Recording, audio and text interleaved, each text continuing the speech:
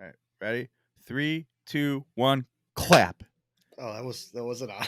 Let's do it again. Okay. It's like rock, paper, scissors, shoot, right? Okay, 3, okay. 2, 1, clap. Okay. 3, 2, 1, clap. Good enough.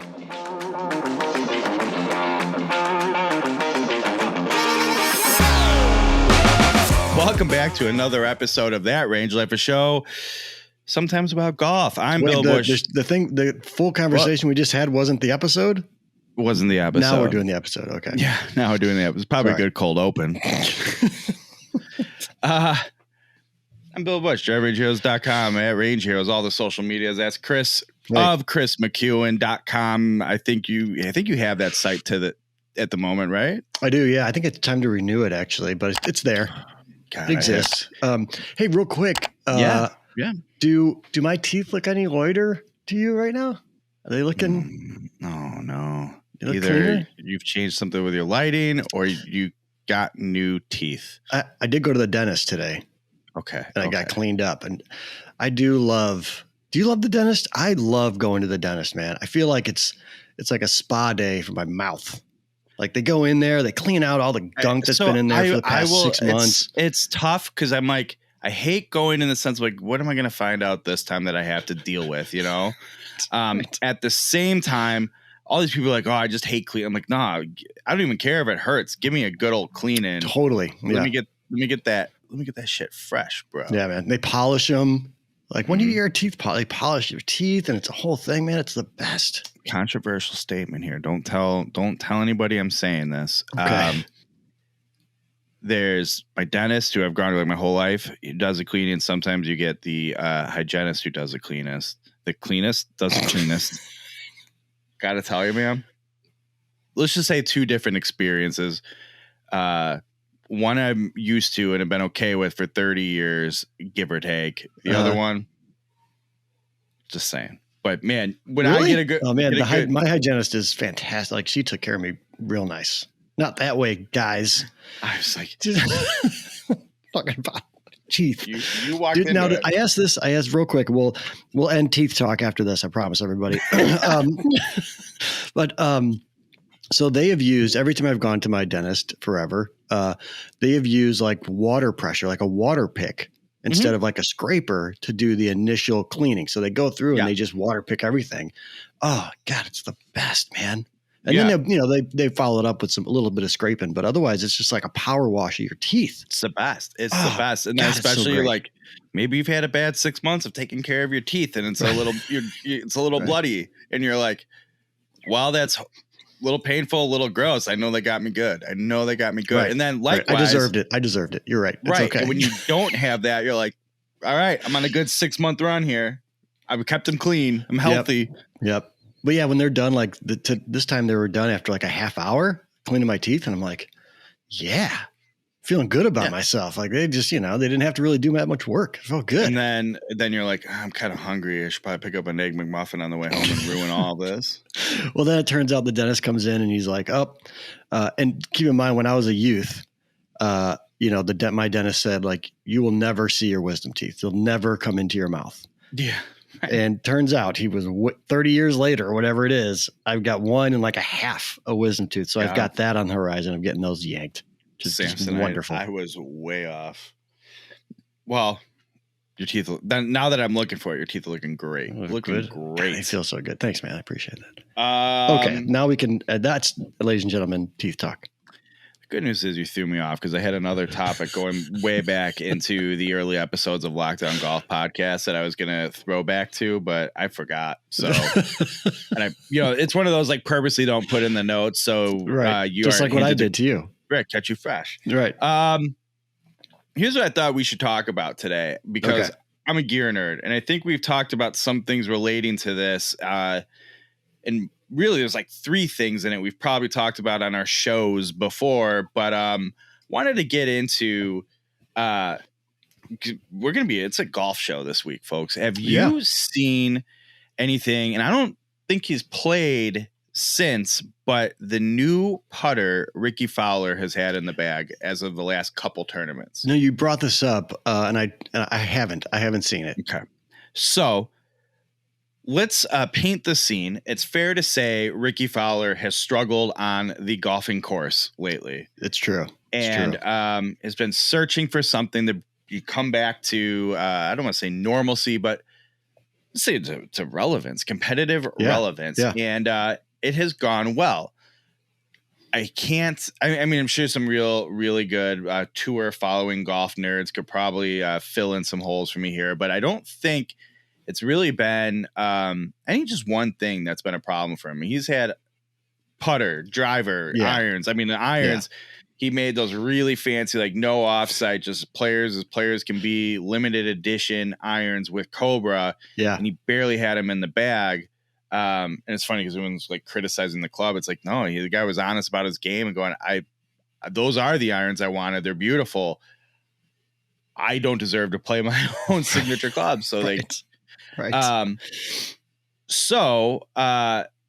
he's been searching for stuff, hitting old drivers, different shaft iron combos, you name it. But the putter has generally been pretty consistent. And as we've talked about on this show, I think, if not this one, Lockdown Golf Podcast at some point, I know we've discussed it in our year and a half history or whatever it is we've been doing this. His putter happens to be a Tiger Woods backup head that Scotty Cameron had in the loft of the studio. Right? I do remember you telling the story. I think it was on the old podcast though. Okay. So but yeah, I do remember you telling the story. Rickie's played, historically always played like a Answer 2 or Newport 2 for the Scotty Cameron fans. Head shape. There were some times where he switched to a Odyssey 7 mallet or the Scotty Cameron equivalent, which would have been the Futura X5. I don't know if it's X5 or X5R. Can't remember. Okay. Doesn't matter. But so, he's experimented and made changes to tinker with his putting, but really found quite a bit of success with going up in the attic saying, hey, let's try this one out. And it was a Tiger Woods backup Newport 2 head. And the big difference between that and the other tour Newport 2s was just they lopped the neck off and welded it a little further back on the head, like just a hair. To your blind eye, you might not notice it. Yeah. But if you're like, oh, I know my Scotty Camerons, well, you can tell. And it's just a little bit. There's enough space in that little heel area where they didn't have to do anything different. Just pulled it back, welded it. There you go. Had success. Has had, a couple different ones of those. But at one point, even Justin Thomas was struggling with his putting and took one of Rick's Tiger Woods backup Scotty 2s. Yeah, it was putting with it. I mean, that was a while ago. Yeah. So the Newport 2, not in the air, the Answer 2, not a foreign shape to be used by Rick. Mm-hmm. Well, people start looking up close and it's a Cobra in the pocket of his putter. It didn't say Rickie. It didn't say Titleist. I'm trying to think what I've seen in the pocket of the Camerons he was using, but it wasn't anything people are using. Like, what putter is that? And sure enough, you look at it and it is a little different shape from the Scotty Cameron. Well, as you know, we've talked about it on this show. Cobra has had their line of 3D putters this year. And everyone's like, wow, these things are wild. Some of them are really, really crazy with the 3D printed, forgot what it's called, but like a nylon cartridge in the center of it with their aluminum top and steel bottom and pretty high tech, high MOI, even the blade putter, same thing. Well, it doesn't look anything like that. And then they had their sport lineup, but they're a little more traditional, no 3D printing, but, similar concepts, a little more classic designs, but nice milled putters. Okay. Sure. Well, what does Rick have? That doesn't look familiar. So this putter, turns out, is a prototype they made for him. And it is 3D printed, but it's all stainless steel. And typically, I shouldn't say that. Nope, it is stainless steel. Had to think about it. What's the difference between 3D printing stainless steel and what's the difference between milling it? Well, milling, while tried and true and is super advanced with CAD, I think AutoCAD, is that what the millers would use in the cool CNC machines? Mm-hmm. They can do quite a bit, get it pretty exact, and they often talk about how by milling something you can have tighter tolerances because it's not done by hand. We can screw up and you have to use your eyes. Just a machine does it, right? But 3D printing gives them even more versatility and a sort of more flexibility in what they can do and make the tolerances even tighter. One of the things I read explained that, yeah, stainless steel is very tough to do 3D printing with, but it's doable. So they 3D printed a putter head for Rick with 2 sole weights in the bottom and a very familiar answer 2 shape that he likes to play with. Okay. And one thing I want to point out is very, very precise, very tight tolerances, exactly to his specs, everything he wants. You may recall in this new putter line, another golfer in the Cobra family. Yeah. Stable, sure. is known for using SICK putters. Mm-hmm. And they worked with SICK to create these descending, well, not create, but utilize the descending loft technology that SICK puts in their putters in these same putters. So guess what's on Rick's new putter? It has the SICK DLT face. I went, that seems to ring a bell. So I went and got this. We've talked about this putter on this show before for this very reason. I don't know if you can see that here. Sure. Yeah. This is his putter, essentially. Now, it doesn't have weights in the sole to tune your weight and you're feeling it. But it's like Rick's is basically using the SICK Pro, but made by Cobra and a little bit different. And I mean, the shape looks exactly like this. Wow. Now, that's not 3D printed? This is not 3D printed, right, correct? Okay. It is CNC milled, I believe. Right. And I didn't see, but I don't believe, and we can check, because I provided in our notes, Chris, I provided my source for a lot of this information. Right there. I don't believe he has the face grooves. He just has like the DLT concept where it's like 4 different lofts. I suppose we could explain that if we want, but it's not like exactly the same, but it's very similar. The shape looks a lot like it. It has the DLT thing going on. You really are just a gear freak of nature. I don't know how you saw that. You saw that on TV, right? You saw him using it and you're like, wait a minute. I said, why is the pocket of his putter doesn't have like the white dot that it usually has? Yeah. I'm like, oh, I wonder if he switched it, whatever. And then sure enough, because I'm a gear nerd, I follow other gear nerds. I can't remember if it was Ryan Barath or who, but somebody was like, here it is. And sure enough, I went searching for more.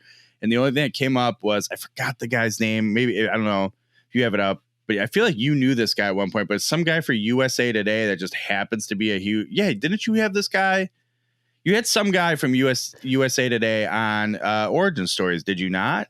Did I? I can look at. Let me see. I think I might be confusing him with the Forbes guy. Oh yeah. So anyway, there's David Dusek. I have not had on the show. Okay, that's but same thing with this guy. He's like, hey, I happen to care about this gear nerd kind of stuff, and I have a platform called USA Today. I'm going to put it in there. So I searched, and I was like, all right, man, I found it. Was happy, and it was interesting that a guy wrote about it, and there wasn't a lot out there, but just enough. And I was like, sure enough, I was right. It's interesting. And he's doing something different with it. So, and it's working for him. It has been. I'll be interested to see if he sticks with it, how long. And the other thing to remember is Rickie was originally a Titleist kid before Cobra. He got involved with Cobra. I mean, that was a long time ago. So he's always been very, very faithful to the Scotty Cameron, I would say, lifestyle, culture, and machine. So I'll be interested to see how long this Cobra experiment lasts. But Rickie Fowler playing the Cobra, cool, and we'll Sport put the 45 prototype. We'll put the link in the description for those that want to read more. And hey, if you know more about it, watch this. If you know more about it than we talked about, leave it in the comments. Let us know, because I will be super excited to learn more. Yes, yes, you will. Yes, you will, viewers. Now the silly thing is, he always has like some cool Scotty Cameron putter cover on his SICK putters. I wonder what he's using on it. That's what I got to find out next. Like, what kind of gear nerd am I? I don't even know. You mean the cover itself? The putter cover, yeah. Right. Just got to know. Is it some cool Oklahoma State thing? I don't know. Whatever. What's Rick got going now? Hey, Rick, if you're watching, in the comments, let us know. Thanks, man. Let us know. Yeah. Hope you and the family are doing well. Yeah, I don't know. I thought that was super cool. I don't know if other people caught that. I'm sure some people did, and I'm old news here, but maybe they didn't. Maybe we taught some people something today, Chris. It's true. Hopefully. I mean, that's really the goal of the show. Whenever we do one, is to teach people. We want you to leave here thinking and go, maybe, just maybe, I took something away from that Range Lifer show. Sometimes about golf. That's right. All right, so that's my golf talk for the week. It also made me sort of rediscover this putter, and I'm going to segue here as our golf season's pretty much winding down, coming to an end. Yeah, might sneak out a round or two, but I will, someone will. I don't know if I will. Might have to take this guy out. Yeah, so I'm curious about that, Chris. Why is that? Why do you say it in such a way? Well, can you see? I don't know if you can see with the light. See a Band-Aid. I've got two bandages. I've got one running the length of my pinky finger. Okay. And I've got another one right here. And so earlier today, I kind of teased this in our chat with Hooch. By the way, Adam Unfiltered is now Hooch. So everyone that's been watching this whole time, AUF is gone. Hooch is. Yeah. He's Hooch now. But as there Hooch, was something, by the way, if I don't know if it's on Adam's social media, but it's very uncomfortable to look at the two of them that costume set up. Right.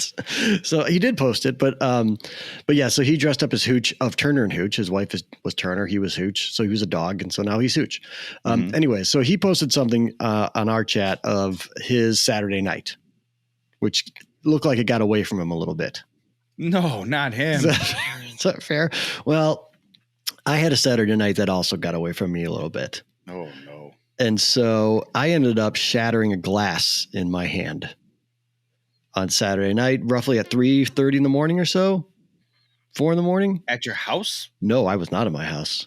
At 3:30? I was elsewhere. I was out. So many questions. I had friends come in from town, from Arizona. I was at their Airbnb. Okay. And so we were enjoying ourselves, and we were catching up, and yeah, this happened. And so I have a nice gnarly cut going the length of my finger right here, and then I have a chunk of finger missing from here, and I also have a very bloody pair of shoes because then I walked home with my hand just bleeding profusely. I should probably go home now. Yeah. So now the real bummer. So that's this is the end of my golf season because there's no way I can use this. I've already split it open again twice just by using my hand. So I imagine you probably need stitches or medical attention. I mean, it'll be I'm fine. a tough guy, but it'll be fine. It'll be fine. I mean, you said you're if I just keep chunk. if I just keep it like this, it'll be fine. The chunk will be fine. It'll grow back. It's just skin. But yeah, so this part of it here is where the big cut is. And so anytime if I use it too much, if I try to grip a club, it would just break back open. So I'm out at least, I would say 3 to 4 weeks. And by that point it's December. So the good news is then that's the end you'll of have it. Plenty of time to make content. It's true. Since you can't play it. I'm a little upset because we have to postpone our big match. We have a match and the event. I'll just leave it at the event. It's true. I won't name a name. It's true. Hopefully we had a couple of days in December in my finger. The real bummer is I was literally just planning one more golf trip out to California for the end of this month. But I don't think that'll be such a hot shot with your golf trips. Look at you. I know. It would have been great too. But so viewers, you're going to see me drinking a lot of this over the next few weeks because I'm going dry for a little while to think about what I've done. Oh, it's even under one of those things. It was like poor decision making. This was like my dry January last year where I'm like, never mind, I'll be participating. Yeah, I got to take a break. I got to take a break. So that's what I'm doing. CBD water and just good old fashioned sparkling water. This one's actually, this is the Splash of Lime, but yeah. So I'm just gonna be drinking a lot of this and taking it easy for at least, 3 weeks minimum. Well, we welcome you to the club. Mm-hmm. It takes some gnarly health adventures usually to. I tend to do this. I tend to do this to myself roughly 1 to 2 times a year, where I just it just gets away from me. And most of the time it's because I'm with my Arizona guys because they're the best and we have so much fun. And then, yeah. Anyways. Sounds like good decision making as always from Chris McEwen. That is the end of my golf season. I'd just like to say when you tease this, I said Chris McEwen doesn't make mistakes. And you said, a version of him does. I want to be clear with you. You make plenty of mistakes. Chris McEwen does not admit to making mistakes. That's fair. That's the truth of that statement. That's fair. Well, I'm genuinely upset because I was thinking today, man, our big event that we've been gearing up for all year, I was looking forward to that. So between we could figure out maybe a workaround here, live production meeting. Yeah. We could figure out a way for me to still maybe shoot the video and maybe be a commentator throughout. Yeah, that could work. We could do that. Now it wouldn't be the rematch. We've talked about the rematch, but it could be the event that we talked about. We could save the rematch for next year. Yeah. I guess maybe Hooch can play. Yeah, we could have Hooch do it. Yeah. And I just chase around the camera and I have a microphone and I would just run around and we could do live, on-course, interviews. It could be a whole thing. I went from being like, it sucks, but I actually kind of love this now. Well, that's exciting. Anyways. Well, we still got a lot going on, even if you can't play, and let's be honest, you'll still have the itch to be involved with golf somehow. So for sure. We'll do some work. We got things to do. Absolutely. We got some big stuff coming. We'll talk about in the next couple episodes, I'm sure. Yeah. Yeah. Next week or two, I think we'll unveil one or two things. We're gonna have a one or two. All right. One thing. Oh, one thing. Okay, fair enough. All right. I think we should wrap it up. Want to wrap it up? Really? That's it? That's the show? No, who am I kidding? We got to talk Dawson's Creek. Did I just kill your vibe, man, with my stupidity? Yeah. We need to talk about Dawson's Creek. How are we not going to have Creek talk? Are you kidding me? Yeah, because in the notes you brought up one of my very favorite people of the show. Yeah. Andy McPhee. Did you like how I set that up? Like I was going to end up the show without Creek talk? You're going Michael. You're just going straight head out. We're doing after show style. I said, maybe take the hat off. It's Creek talk. We can do that. All right. Creek talk. That's enough for the golf. We're going to go Creek talk now. This is our ongoing segment. For those catching up, we have taken to watching Dawson's Creek on Netflix again. I am not even halfway through season 2. I have a new Tuesday night problem. The Curse of Oak Island has started back up on History Channel, so that you know how I get. You love that show. I love that show. So Andy McPhee was the one I brought up last week. I didn't give her the right name. I called her Marilyn Monroe. It's Madeline Monroe. That's her real life name. Okay. Madeline Monroe. Yeah. And she's wonderful. Wonderful. I forgot, she was actually legitimately okay. But let's not talk about why we like her so much. We'll talk because I think that comes out. Okay. Handful of things taking place where this week on That Range Life Creek Talk. A show sometimes about the creek. It is getting more and more insufferable. So, spoiler alert, Dawson and Joey are in their first relationship together. And how about that season 1 finale? Can we just talk about that real quick? The season 1 finale was just fantastic. It finally happens. Yeah, I don't know. It's because I'm binge watching. It doesn't have a feel, it's so crazy. Joey's tantrums about everything. She wants her cake and to eat it too, except she gets her cake and she can eat it too. And she's still mad about it. Jen, it's Jen was supposed to be a bad girl in the first season. And then it just wasn't bad enough apparently. So hang on, let's artificially ramp it up in season 2 and make her insufferable. I'm well, there's wait, what is she up to right now in your she's with what's the bad girl's name that was in the Breakfast Club with them? Yeah. Okay. She's hanging out with her. Okay. Yeah, and then they were going for the guy on the docks, the fisherman who was there, and he asked Jen out, and she got mad for stealing her. But Jen is like, Jen's character is so lame now, and she's like trying to come on to Dawson because she's jealous, and Dawson's worse. Dawson's worse in the beginning of season 2 than he was in season 1. I told you. And he does this like anytime he's getting serious, he does this like high pitched whisper voice. Do you know what I mean? Like he starts talking and I'm really high pitched like this to you, Chris, and it's so annoying. And I'm like, I was telling my wife when we were watching last night, I'm like, I don't know if I can.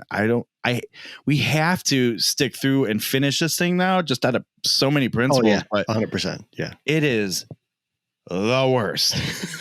That said, while still do we know if Hooch has watched any more besides the pilot? He hasn't really followed up. I wonder if he's still suffering through it. Hurry up, Hooch. Yeah, but don't, because he'll beat me because he doesn't have kids. He will get ahead fast. I mean, don't ruin it for me. Let me get him out of my own. I mean, there's a lot that's still going to happen. The finale of your season 2 is quite something. Well, I feel like I've come to the conclusion. I remember a different time. It's never going to uncringe, but I do feel like it does get better.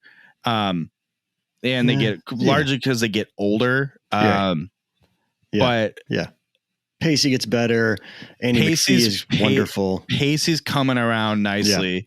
Yeah. We just had Pacey's big closure with Tamara.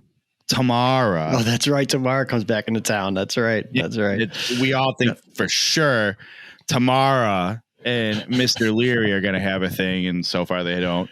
But we get the introduction of the McPhees, and we don't fully have them broken down yet and know what we're getting into with them. But you don't? Okay. Because like their brother and sister, and Pacey makes some assumptions based on her house, and Jack's like, it's not what you think, so maybe give her a chance, and we're on our way to, they might have Pacey and Andy might have a relationship, but right now they hate each other. It's a whole thing, right? Well, I think we're through that. That.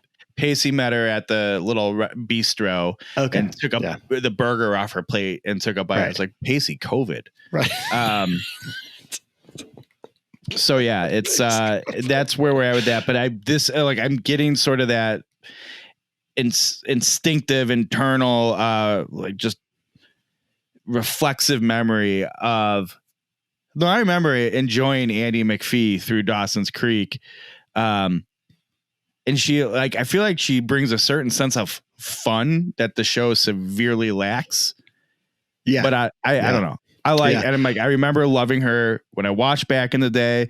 It has me looking forward to Busy Phillips coming into the show later. Yeah. Like we're starting to get it on track here in Cape Side. Yeah.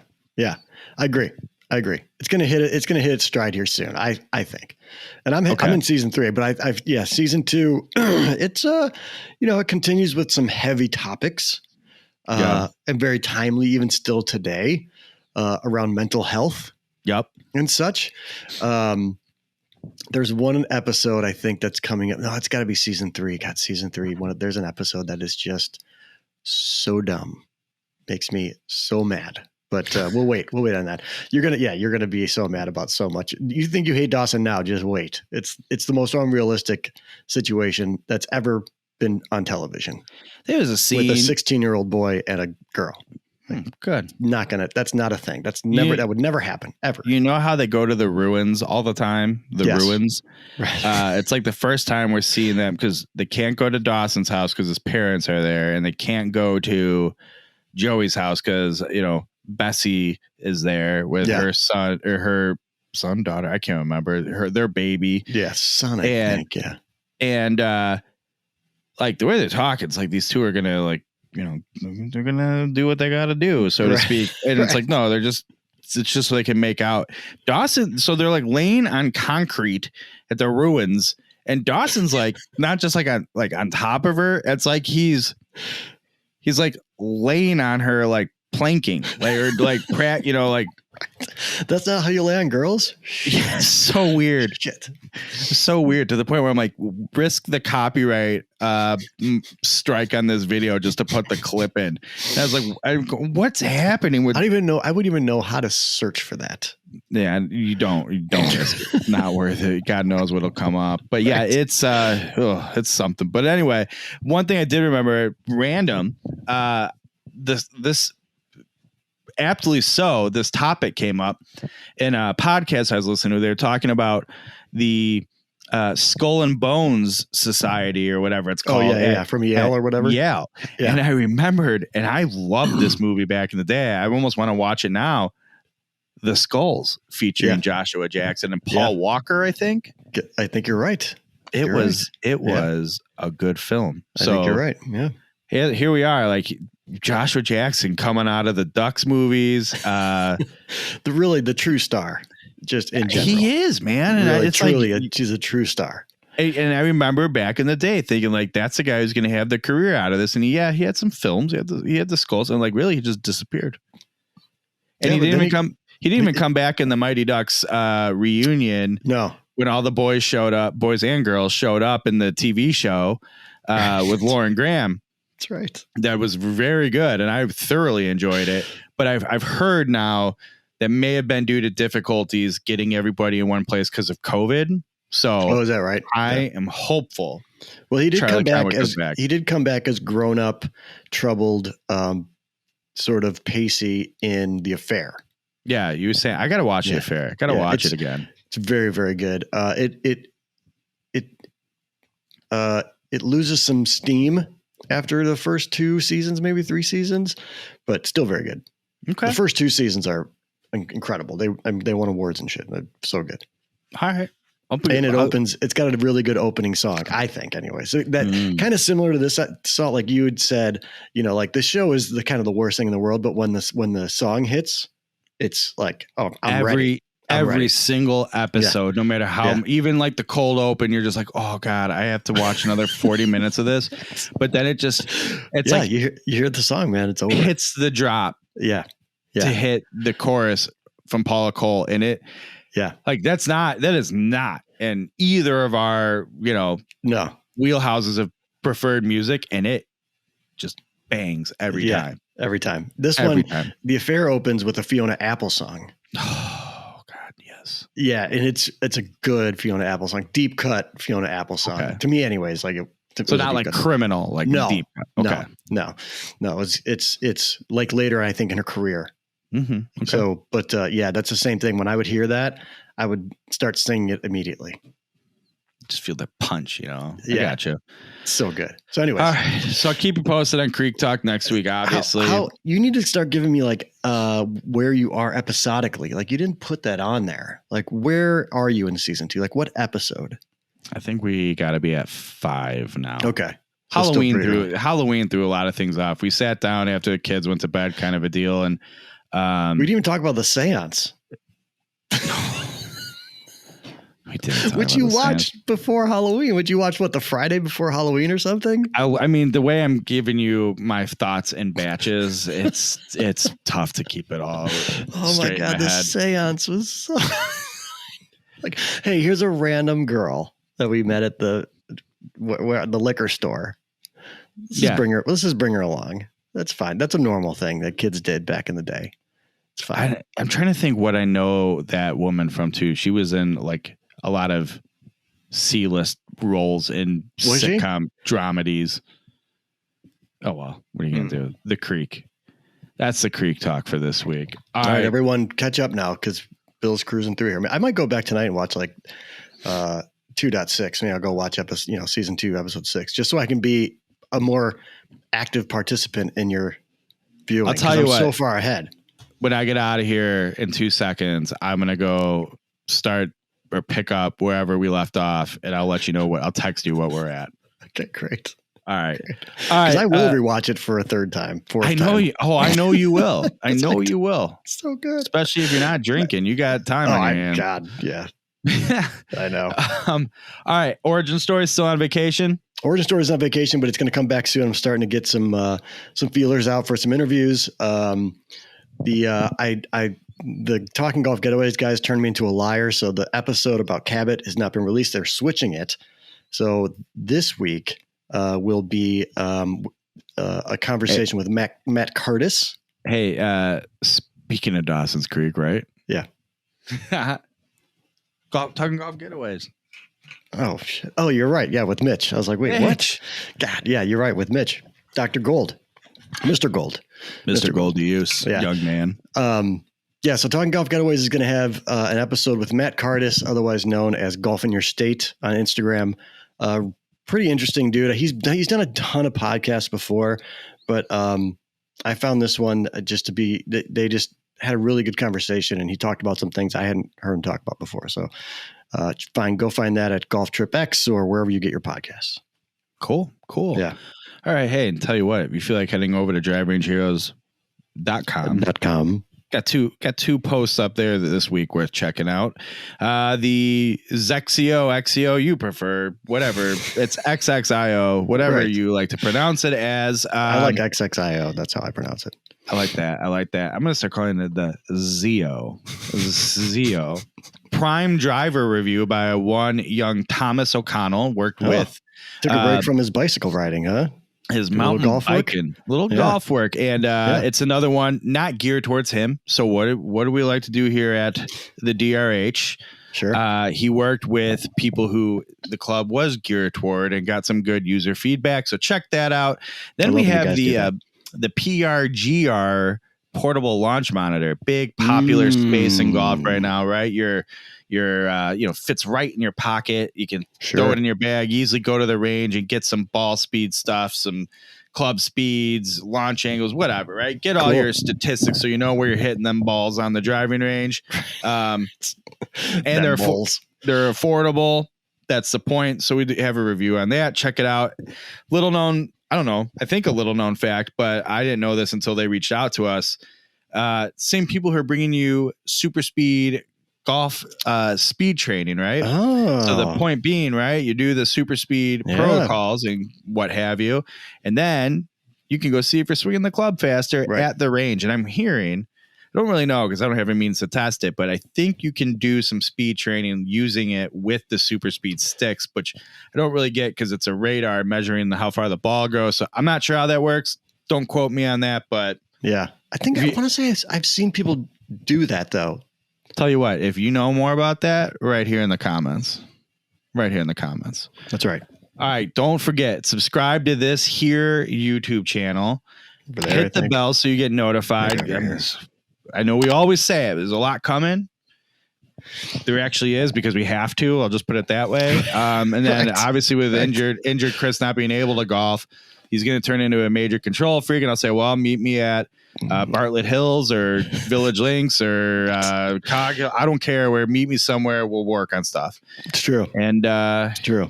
You want to get notified when those videos go up. Yep. Hit like too. Just give us a thumbs up. You're the best. Love you. Thank you. All right. That's episode 90 something of that Range Lifer Show. Sunsets About Golf. That is my very, very dear friend, Chris McEwen, at Chris McEwen on all the social medias. Bill Bush, driverangeheroes.com, at Range Heroes. Please go follow me. Give us a click. We love you. We'll see you next week.